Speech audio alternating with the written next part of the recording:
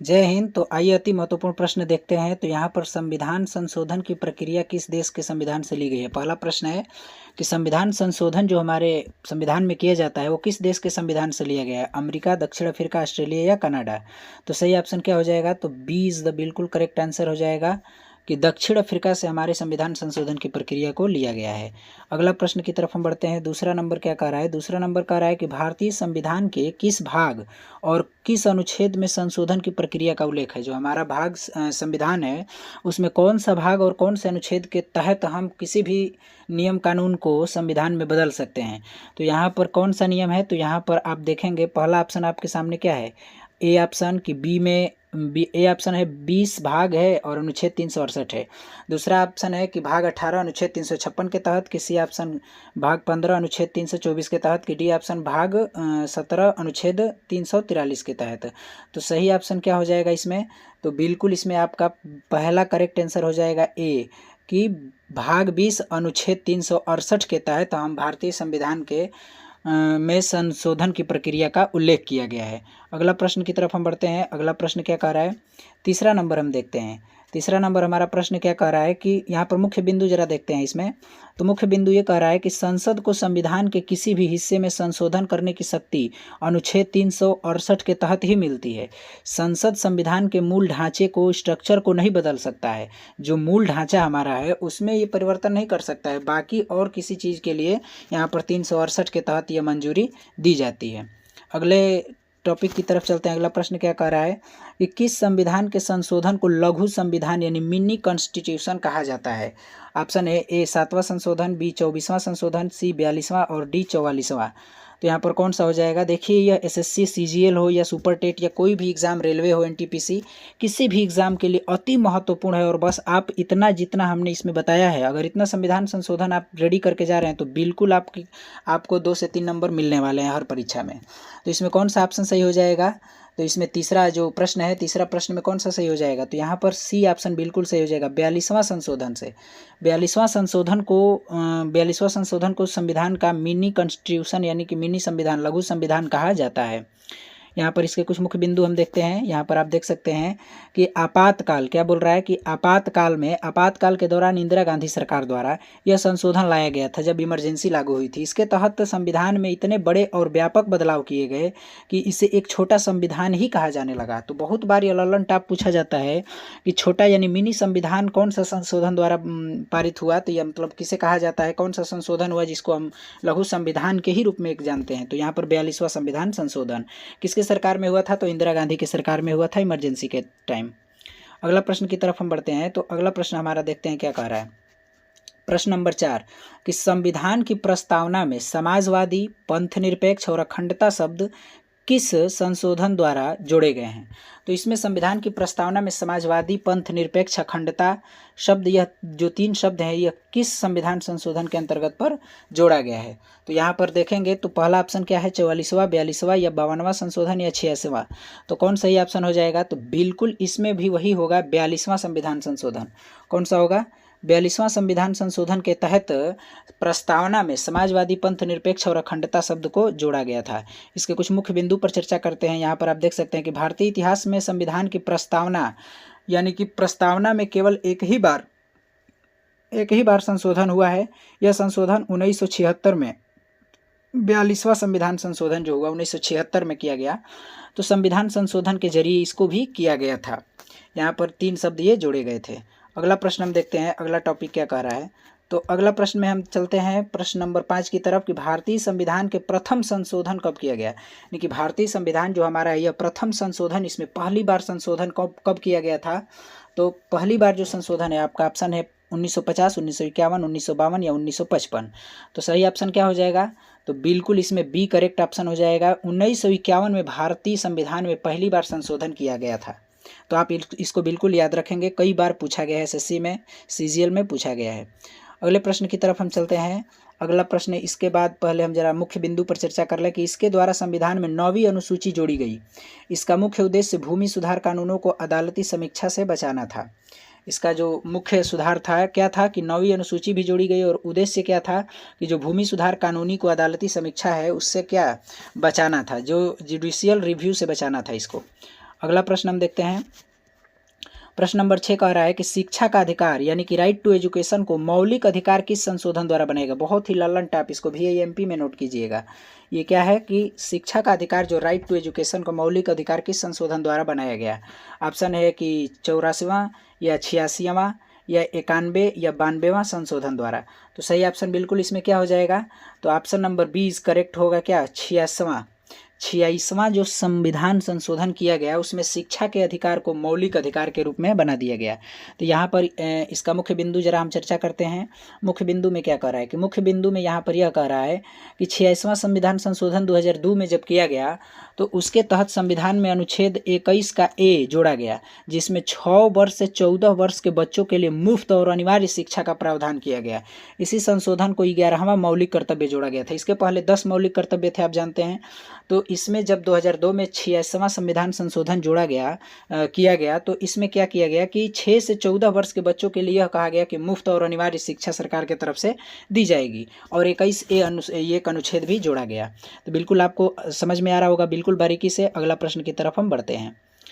अगला प्रश्न क्या कह रहा है, यहाँ पर एक प्रश्न छूट रहा है। जैसे इसमें एक और प्रश्न आया था कि किस वर्ष में यहाँ पर 21 वर्ष से उम्र घटाकर 18 वर्ष के समय कर दिया गया वोट डालने की जो उम्र होती है। तो यहाँ पर जो राजीव गांधी की सरकार थी, 61वां संविधान संशोधन 1889 ईस्वी में राजीव गांधी सरकार द्वारा अनुच्छेद 326 में संशोधन किया गया और युवाओं की उम्र 18 वर्ष आयु में ही वोट डालने का अधिकार दिया गया। इसके पहले 21 वर्ष था, लेकिन इस संशोधन 61वां संविधान संशोधन 1889 में, इसको भी VIMP में नोट कीजिएगा।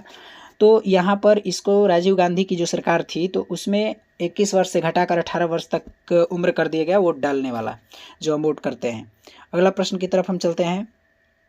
प्रश्न नंबर 8 देखते हैं कि किस संशोधन द्वारा भारतीय संविधान में मौलिक कर्तव्यों को जोड़ा गया है। मतलब कौन सा ऐसा संविधान संशोधन हुआ जिसमें मौलिक कर्तव्य को जोड़ा गया। पहला ऑप्शन है 42वां या बी 44वां या सी 73वां या डी 97। तो कौन सा संविधान संशोधन में इस पर जोड़ा गया, तो यहाँ पर आप देख सकते हैं कौन सा संविधान संशोधन है। तो पहला ऑप्शन बिल्कुल करेक्ट ऑप्शन 42वां संविधान संशोधन के द्वारा यहाँ पर जोड़ा गया था। इसके मुख्य बिंदु पर चर्चा करते हैं हम जरा। तो मुख्य बिंदु में क्या कह रहा है कि मुख्य बिंदु में 42वां संविधान संशोधन 1976 में यह संशोधन किया गया स्वर्ण सिंह समिति की सिफारिश पर। या आप बिल्कुल नाम याद रखेंगे, स्वर्ण सिंह समिति की सिफारिश पर संविधान में भाग 4A और अनुच्छेद 51A जोड़ा गया। शुरुआत में 10 मौलिक कर्तव्य जोड़े गए थे, लेकिन इसको भी क्या किया गया, इसको जोड़ करके यहाँ पर 11 कर दिया गया। अगला प्रश्न की तरफ हम बढ़ते हैं। अगला प्रश्न क्या कह रहा है, अगला प्रश्न है 9 नंबर की संपत्ति के अधिकार को मौलिक अधिकारों की सूची में किस संशोधन द्वारा हटाया गया। मतलब कि जो संपत्ति का अधिकार था ये मौलिक अधिकारों की सूची से कौन सा संशोधन करके उसमें से हटा दिया गया। तो यहाँ पर प्रश्न नंबर 9 हम देख रहे हैं। तो 42वां की 44वां की 46वां की 52वां। तो यहाँ पर कौन सा ऑप्शन सही हो जाएगा, तो संपत्ति का अधिकार यहाँ पर बिल्कुल करेक्ट ऑप्शन बी हो जाएगा। 44वां संविधान संशोधन 1978 में संपत्ति के अधिकार को मौलिक अधिकारों में से सूची में से निकाल दिया गया।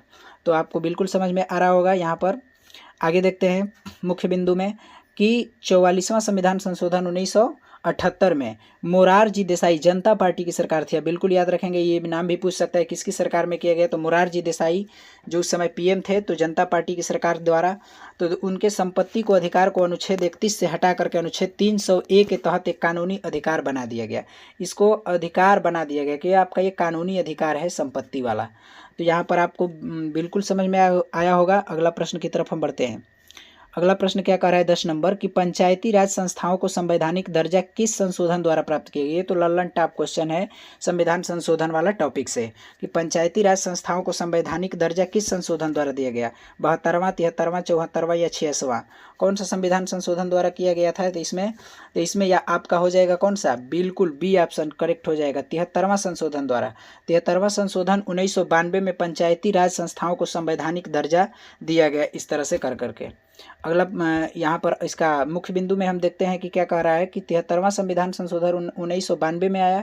इसके तहत संविधान में भाग 9 और 11वीं अनुसूची जोड़ी गई। कौन सा भाग 9 में कौन सी 11वीं अनुसूची को जोड़ा गया और इसके जरिए पंचायती राज को जो काम करने के लिए 29 विषय भी दिए गए इसमें। तो बिल्कुल आपको क्लियर हो गया होगा। अगले प्रश्न की तरफ हम बढ़ते हैं। प्रश्न नंबर 11 का कह रहा है कि नगर पालिकाओं जो होता है अर्बन लोकल बॉडीज होती है, जिसको कहते हैं नगर पालिकाओं को संवैधानिक मान्यता किस संशोधन द्वारा मिली? जिस तरह पंचायती राज को मिली, यहाँ पर कौन सा? पंचायती राज को 73वां संविधान संशोधन 1992 में। इस तरह नगर पालिका जो शहर अर्बन लोकल बॉडीज बोला जाता है उसको संवैधानिक मान्यता किस संशोधन द्वारा मिला? 73वां, 74वां, 97 या 101वां? तो कौन सा हो जाएगा सही ऑप्शन बिल्कुल इसमें? तो सही ऑप्शन यहाँ पर हो जाएगा कौन सा? ऑप्शन नंबर बी, 74वां संविधान संशोधन द्वारा।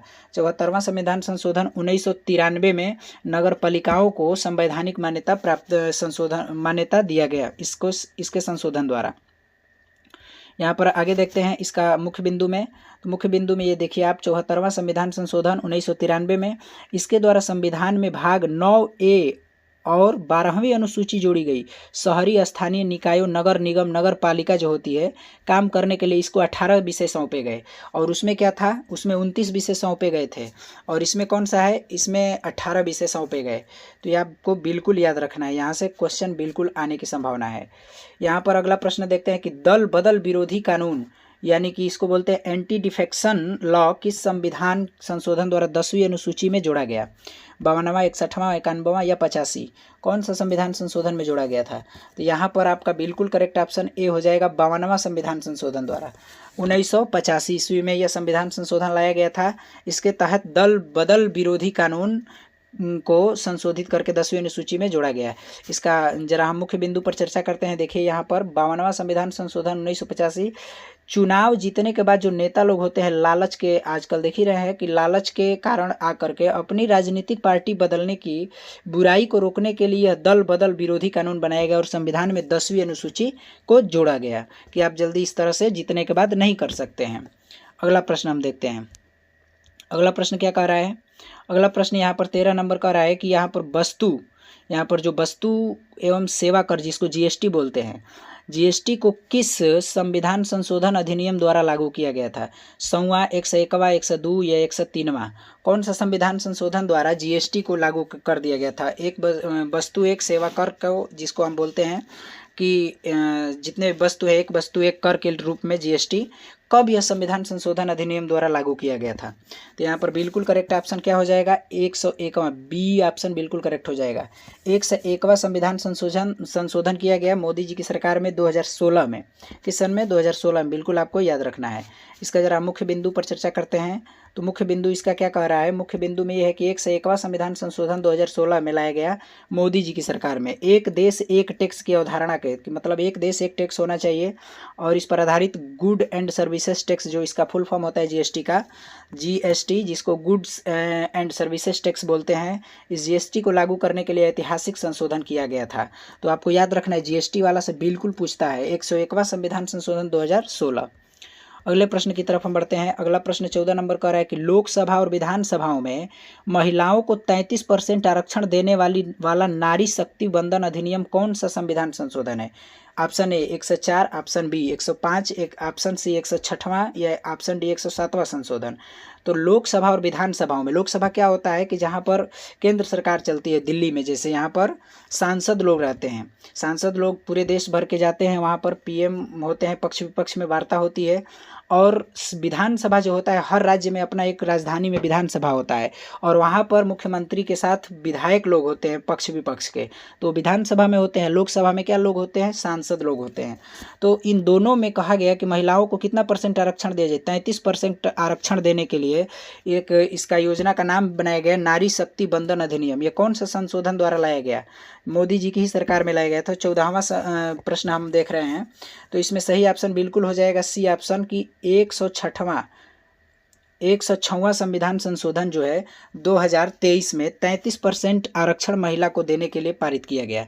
यहाँ पर आप देख सकते हैं। इसका मुख्य बिंदु में हम देखते हैं कि 106वां संविधान संशोधन 2023 में मोदी जी की सरकार में, इसके तहत लोकसभा, दिल्ली विधानसभा और सभी राज्यों की विधानसभाओं में महिलाओं के लिए 33% सीट बिल्कुल आरक्षित करने का प्रावधान किया गया है कि 33% जो सीटें होंगी वो बिल्कुल महिलाओं को ही आपको हर हाल में देना है। अगला प्रश्न की तरफ हम बढ़ते हैं। प्रश्न नंबर 15 करा कि आर्थिक रूप से कमजोर वर्ग यानी ईडब्ल्यूएस जिसको बोला जाता है, इसको 10% आरक्षण किस संविधान संशोधन द्वारा दिया गया? ये भी मोदी जी की सरकार में किया गया।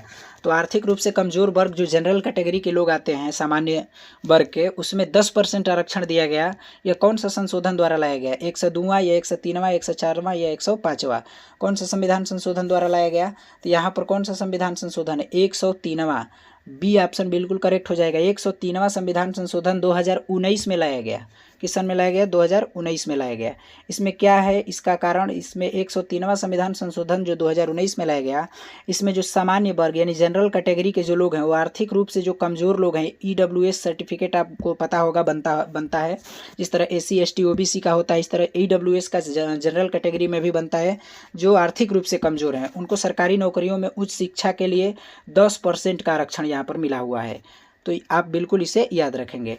अगला प्रश्न 16 नंबर देखते हैं कि भारत और बांग्लादेश के बीच भूमि सीमा समझौता यानी कि यहाँ पर लैंड बाउंड्री एग्रीमेंट जिसको बोला जाता है, इसको किस संशोधन द्वारा लागू किया गया था? भारत और बांग्लादेश के बीच में जो भूमि समझौता हुआ था, भूमि सीमा समझौता, तो यहाँ पर कौन सा संविधान संशोधन? 100वां कि 101वां कि 111वां कि 199? तो यहाँ पर कौन सा हुआ? तो यहाँ पर ऑप्शन नंबर बिल्कुल ए करेक्ट हो जाएगा। 100 नंबर जो 100वां संशोधन किया गया 2015 में भारत और बांग्लादेश की भूमि सीमा समझौते पर किया गया था। तो यहाँ पर आगे इसका मुख्य बिंदु में हम देखते हैं कि 100वां संविधान संशोधन 2015 भारत और बांग्लादेश के बीच विवादित जो क्षेत्र थे अंतः क्षेत्र, उसको आदान प्रदान और सीमा को स्पष्ट करने के लिए पहली बार अनुसूची में ये संशोधन किया गया भारत और बांग्लादेश के बीच में। अगला प्रश्न की तरफ हम बढ़ते हैं। 17 नंबर क्या कह रहा है कि किस संशोधन के तहत संयुक्त राष्ट्रीय अनुसूचित जाति और जनजाति आयोग को दो अलग अलग NCSC आर्ट 338 और NCST आर्टिकल 338A में विभाजित किया गया? 89वां, 86वां, 79वां या 93वां?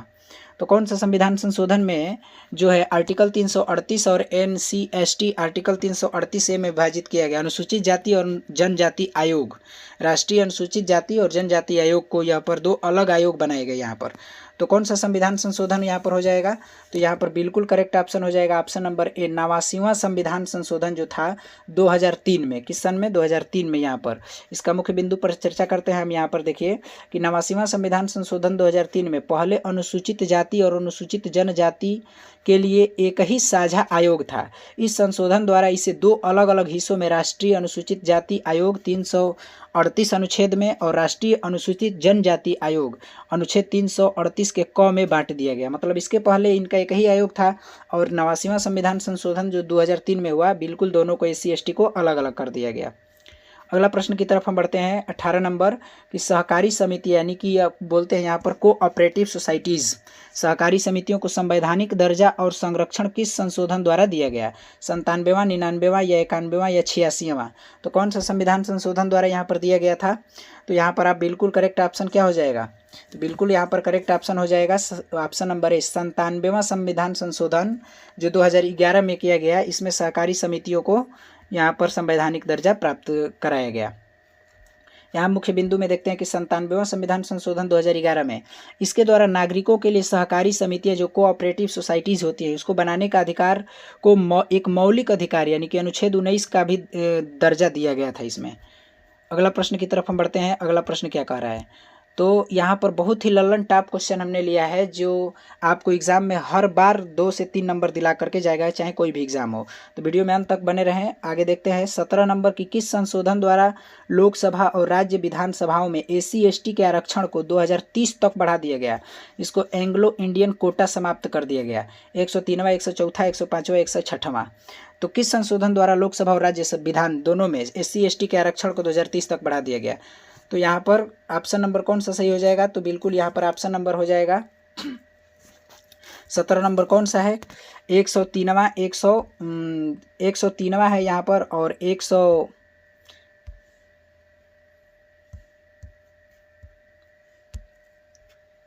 तो यहाँ पर कौन सा सही ऑप्शन हो जाएगा? तो बिल्कुल ऑप्शन नंबर बी करेक्ट हो जाएगा। 104 जो 104वां संविधान संशोधन है, 104वां संविधान संशोधन द्वारा 2020 में यह अधिनियम लाया गया कि SC ST आरक्षण को 2030 तक बढ़ा दिया जाए। बात समझ रहे हैं? अगला इसमें इसका हम महत्वपूर्ण बिंदु पर देखते हैं कि यहाँ पर जो SC/ST एक्ट आरक्षण है इसको 2030 तक बिल्कुल बढ़ा दिया गया है, एंग्लो इंडियन कोटा को समाप्त कर दिया गया है। यहाँ पर अगला प्रश्न क्या है, तो अगला प्रश्न यहाँ पर यह है कि दिल्ली को राष्ट्रीय राजधानी यानी कि क्षेत्र NCT का दर्जा किस संविधान संशोधन द्वारा दिया गया था। तो दिल्ली को राष्ट्रीय राजधानी क्षेत्र यानी NCT का दर्जा किस संविधान संशोधन द्वारा दिया गया। यहाँ पर है 69वां, 70वां, 61वां या 84वां। तो यहाँ पर कौन सा सही हो जाएगा, तो बिल्कुल करेक्ट ऑप्शन 69वां संविधान संशोधन द्वारा दिल्ली को राष्ट्रीय राजधानी क्षेत्र NCT का दर्जा संविधान संशोधन द्वारा यहाँ पर दिया गया था। कौन सा, तो 69वां संविधान संशोधन 1991 ईस्वी में।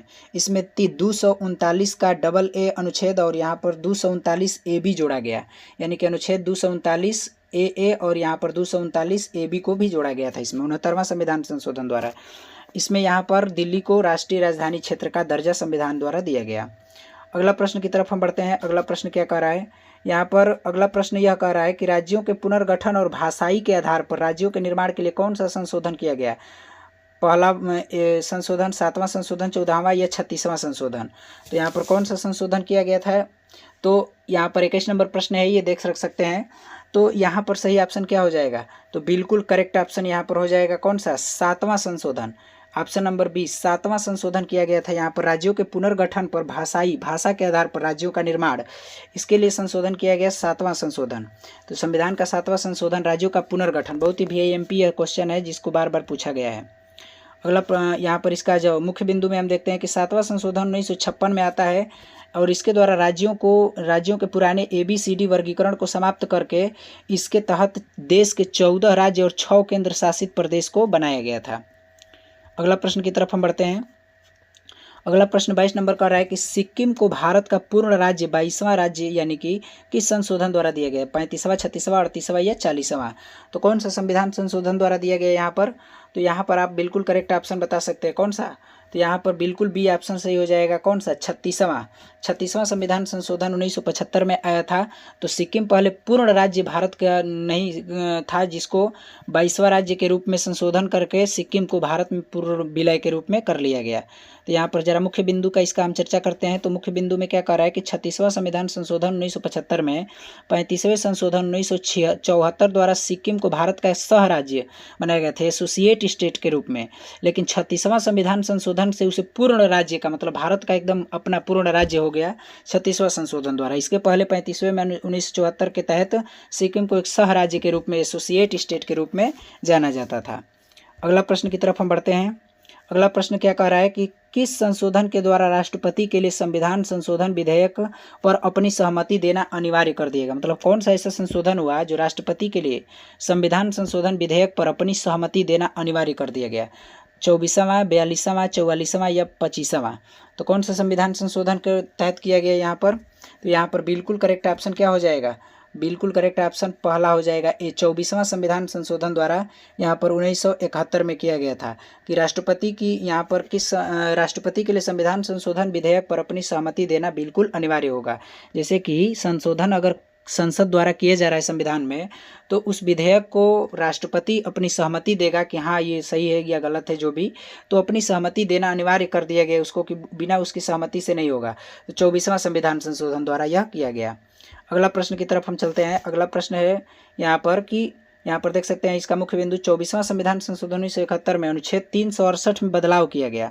अब राष्ट्रपति संसद द्वारा पारित संविधान संशोधन विधेयक को न तो रोक सकते हैं और न ही पुनर्विचार करके लौटा सकते हैं, बस आपको उस पर साइन ही कर देना है मूर्ति की तरह। उस संविधान संशोधन पारित हो गया संसद से, तो वहाँ पर आपको एक प्रोसेस के लिए राष्ट्रपति के पास भेजा जाएगा और वहाँ पर वो साइन कर देगा, उसको लौटा भी नहीं सकता है न रोक सकता है। तो यहाँ पर यह मुख्य बिंदु इसका हम देख रहे थे। अगले प्रश्न की तरफ बढ़ते हैं।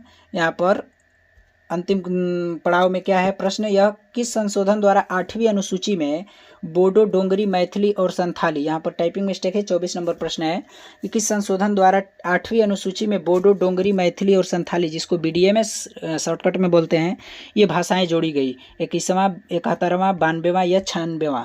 तो कौन सा संविधान संशोधन द्वारा जोड़ा गया इसमें, तो बिल्कुल करेक्ट ऑप्शन C हो जाएगा, 92वां संविधान संशोधन द्वारा ये 4 भाषाएं BDMS यानी बोडो, डोंगरी, मैथिली, संथाली को 8वीं अनुसूची में जोड़ा गया है। हमारी जो 8वीं अनुसूची है, इसमें भाषाओं को मान्यता प्रदान किया गया है, जिसमें 22 भाषाएं हैं। तो इसमें से ये 4 भाषाओं को 8वीं अनुसूची में इस समय 92वां संविधान संशोधन में 2003 में जोड़ा गया था।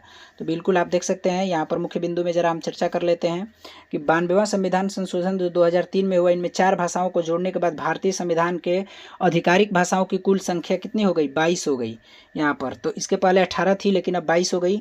और इसके पहले 71वें संविधान संशोधन 1992 द्वारा कोंकणी, मणिपुरी और नेपाली को जोड़ा गया था। तो 71वां में 3 भाषा, ये जो कोंकणी, मणिपुरी और नेपाली है, तो ये मणिपुरी और नेपाली और कोंकणी को 3 को 1992 में 71वां संविधान में संशोधन में जोड़ा गया था। और बाकी ये जो 4 कम 22 में 4 जो भाषाओं को जोड़ा गया 92वां संविधान संशोधन 2003 में जोड़ा गया।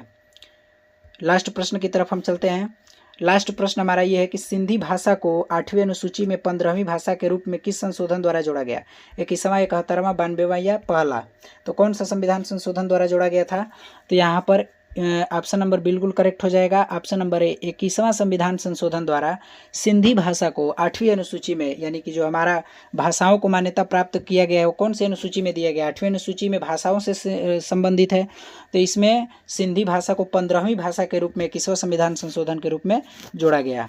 अब यहाँ पर इसका मुख्य बिंदु देखते हैं कि 21वां संविधान संशोधन 1967 मूल संविधान की 8वीं अनुसूची में केवल 14 भाषाएं थी, लेकिन 15वीं भाषा के रूप में 21वां संविधान संशोधन 1967 में किया गया और सिंधी को इसमें शामिल किया गया।